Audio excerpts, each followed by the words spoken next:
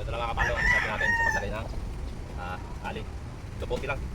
Ng red horse. Kapag kinabahan yung red horse ganito. Okay na tayo ng ano. Ayun, mga nalagyan na namin yun. Kina-operate mga nalagyan natin dyan. Ayun na mga kabrader. Matapos.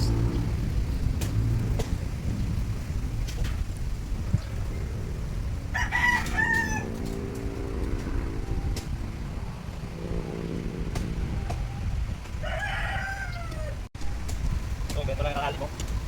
Ito lang, saktong lalim naman, hindi naman mabubunot ng ano yan eh. Ng mga lalim natin. So, sukat nga pala niyan. Galing dito sa ano niya, halos kalahati lang yun.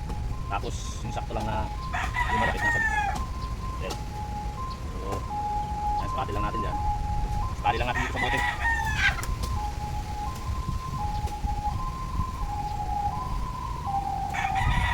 Okay, kita lang natin para sigurado na.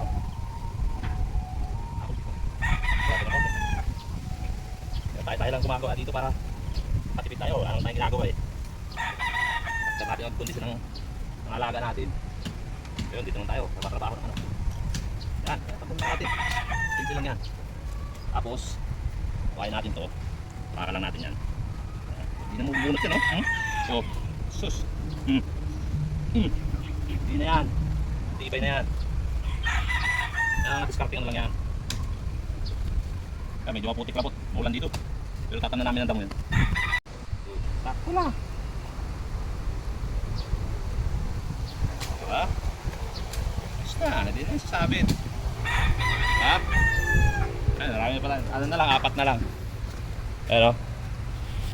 Nalagyan natin lahat yan dito. Ayan yan, meron na yan o. O. Hindi na mabubunod yan. Yan lang. Tapos dun, maglalagay tayong tipi dun 2x4. Ito para lang ito sa mga stag natin, mga kakerals, ano. Nag-aabang na, excited na sila.